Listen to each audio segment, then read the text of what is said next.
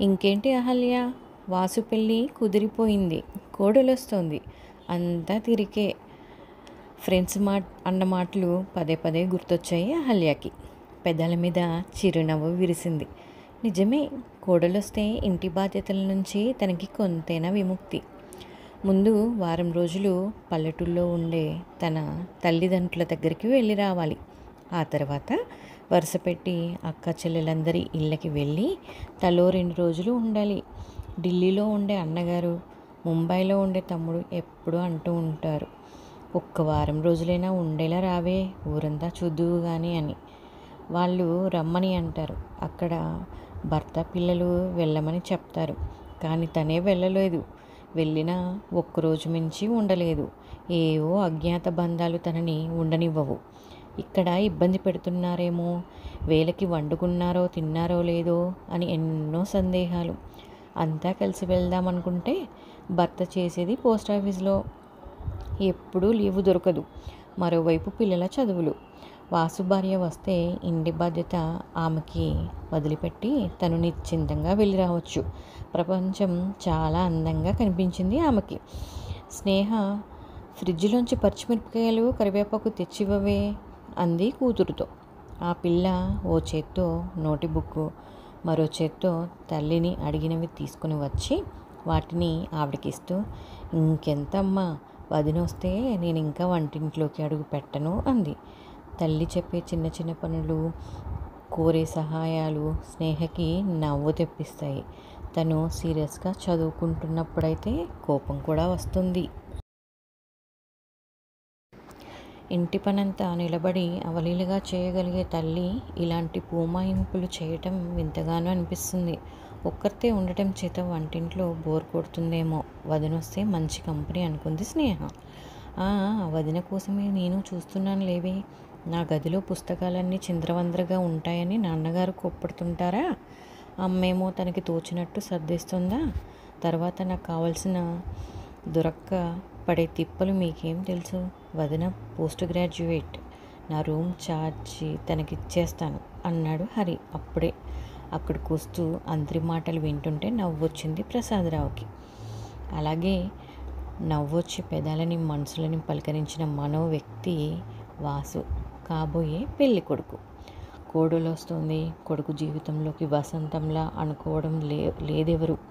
ఎవరి బాధ్యతలని వాళ్ళు చిలక్కోయికి తగిలించినట్టు ఆమె భుజానికి తగిలించి ఊపిరి పీల్చుకుందాం అనుకుంటున్నారు. వాసుకి సెటిల్ అయిన అమ్మాయి సృజన. చామని ఛాయలో మృదుత్వం, దృఢత్వం సమపాలల్లో కలిసినట్టుంటుంది. చదువుకుంది, ఉద్యోగం చేస్తుంది. పెళ్లి చూపులప్పుడు వాసుతో స్పష్టంగా తన అంబిషన్స్ ఏంటో చెప్పింది. వాళ్ళది ఇదే ఊరు. ట్రాన్సెస్ బెడదలేదు. చాలా ఇష్టపడి ఒప్పుకున్నారు ఇద్దరు. అహల్య, ప్రసాదరావు కొంచెం చర్చించుకున్నారు. జాబ్ చేస్తున్న అమ్మాయి కాబట్టి గృహిణిగానే ఉండిపోయిన అహల్యతో కలవగలదా లేదా అనేది ఆయన ప్రశ్న. ఆ ప్రశ్నని భార్య వైపు నుంచి కూడా వేసుకున్నాడు. తేలిగ్గా కొట్టిపారేసింది అహల్య. భర్త సంశయాలన్నీ, ఈ రోజుల్లో ఎందరూ ఉద్యోగాలు చేయటం లేదు, అలాగే నా కోడలును, మనకేమంత ఆస్తులున్నాయి, పిల్లలకి ఎంత మిగిల్చగలిగాం మనము అంటూ. ఇద్దరు ఉద్యోగస్తులైతే ఆసరగాను ఉంటారు, ఇక నుంచి మన నుంచి ఆశించరు అంది.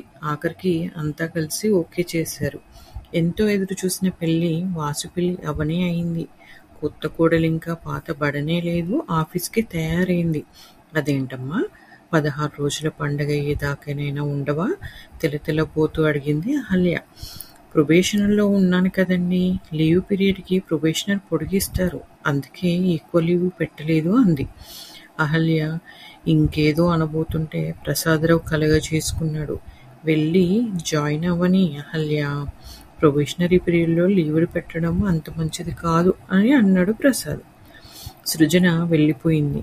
వాసు వెళ్ళి డ్రాప్ చేసి వచ్చాడు.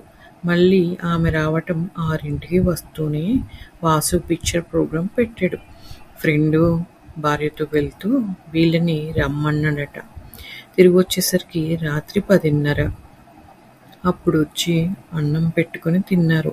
అహల్యకి కొద్దిగా అసహనంగా అనిపించింది. అదెందుకో అర్థం కాలేదు.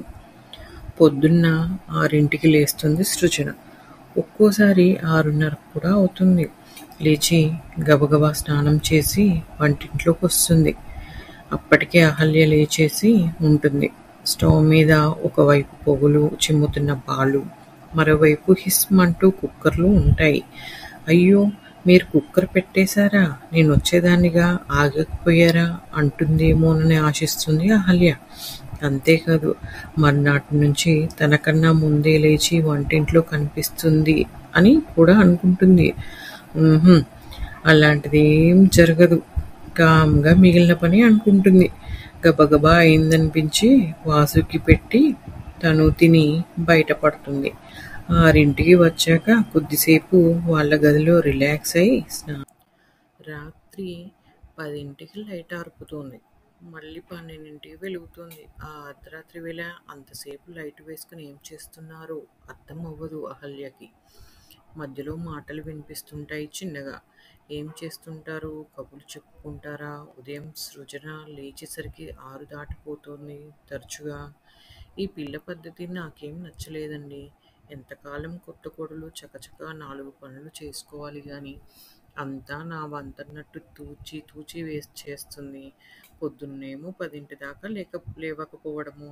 పరాయి ఇంటికి వచ్చిన ఆడపిల్ల ఇలాగైనా ఉండటం. బుద్ధి ఉండదు ఆ తల్లికి. ఇదేం పెంపకం? ప్రసాదరావుతో అంది అహల్య. కోడలు వస్తోంది. బాధ్యతలు తగ్గుతాయి, సరదాలు పెరుగుతాయి అనుకుంటే అక్కరకు రాని చుట్టంలా వచ్చి పడింది. అదే చాకిరీ, అదే బాధ్యత. ఉక్రోషంతో ఆమె కళ్ళల్లో నీళ్లు తిరుగుతున్నాయి. ఏవో పనులు చేస్తూనే ఉంది కదూ అహల్య అన్నాడు ప్రసాదరావు సర్ది చెప్తూ. ఊ, నాకేం నచ్చలేదు. నేను లేచేసరికి తను వంటింట్లో ఉండాలి గాని నేను పనంతా చేసుకున్నాక తను తిప్పుకుంటూ రావటం కాదు. సాయంత్రం మాత్రం రాగానే వంటింట్లోకి ఎందుకు రాదు? తొందరపడకు హెచ్చరించాడు ప్రసాదరావు.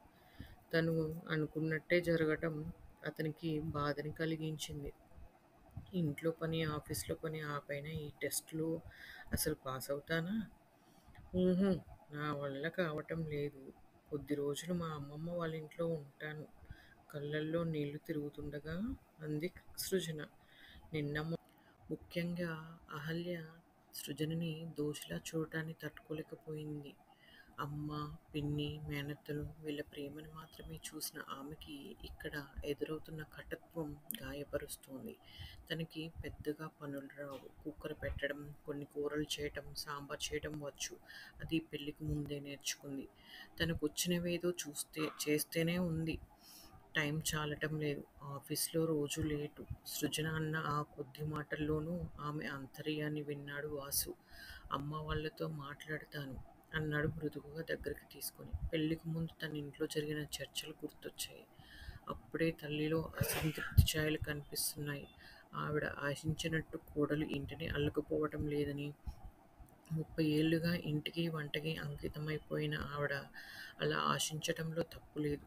మరి సృజన ఇంట్లోనూ ఆఫీసులోనూ ఎంతకని చేయగలడు?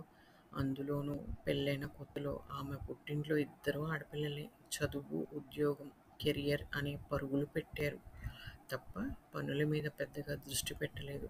పెళ్లి చేసుకోవటంతో సరికాదు, ఇంకా పెద్ద బాధ్యత ఏదో తన పైన ఉందనిపించింది వాసుకి. ఇప్పుడది పుట్టింటికి పనికిరా? తెల్లబోతూ అడిగింది అహల్య. ఆఫీస్లో ఏవో టెస్టులున్నాయమ్మా. రొటీన్ మారింది కదా, ఇబ్బంది పడుతోంది అన్నాడు వాసు. అతని మాటలింకా పూర్తి కానేలేదు. విరుచుకుపడింది. ఇప్పుడంత కొంపలా అంటుకుపోయే ఎగ్జామ్స్ ఏమున్నాయి? తర్వాత రాసుకోమను. పెళ్ళై అత్తగారింటికొచ్చింది లేక హాస్టల్కి వచ్చిందా? తనది టెంపరరీ ప్రొబేషనర్లో ఉంది.